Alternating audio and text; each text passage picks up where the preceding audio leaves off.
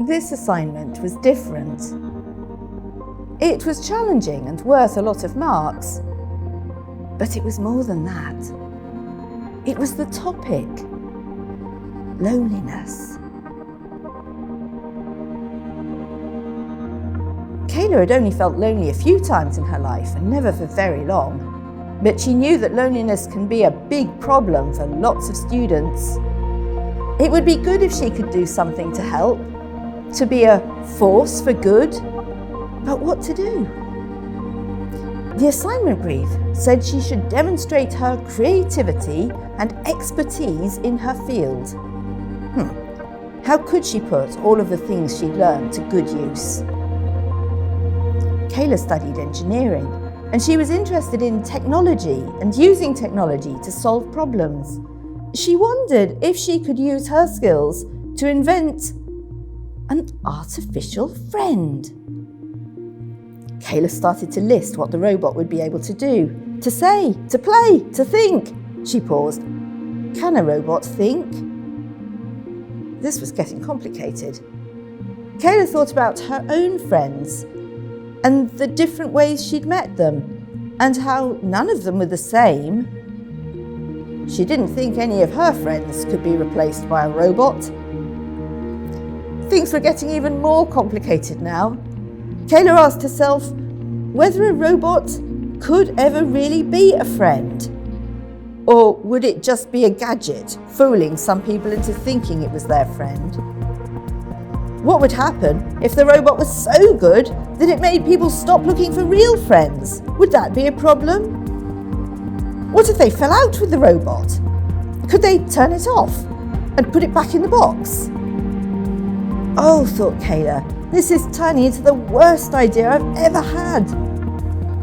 Should the robot be cheeky, friendly, kind?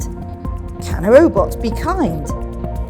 If she didn't find a way through this soon to get to a design brief, her assignment was just going to be a mess. To turn this around, she decided to get some help. She decided to ask some of her friends the kinds of questions they would ask if this was their project.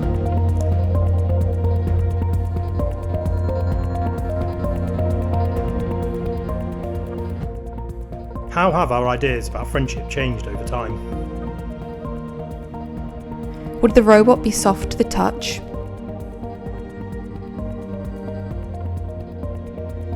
Can a robot be creative in the moment, or is the creativity only in the choreography? Would the robot be able to freely choose the friendship? Could we ever consider an artificial friend as being alive? What is the robot's first language? Would a doctor prescribe an artificial friend? How do different cultures view friendship? Kayla smiled. She was much more confident with her assignment now.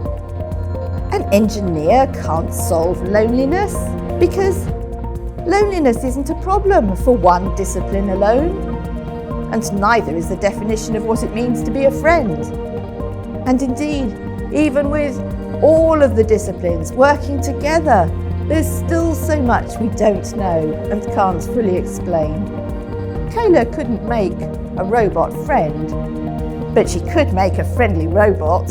It tells you where to get a coffee, and which clubs are running when, and where to find the library, and when the late shop closes. Right, now what would she call it? Campus mate? Unibot? iFriend? Chirpy Chips? Oh no. Well, maybe right now it didn't need to have a name.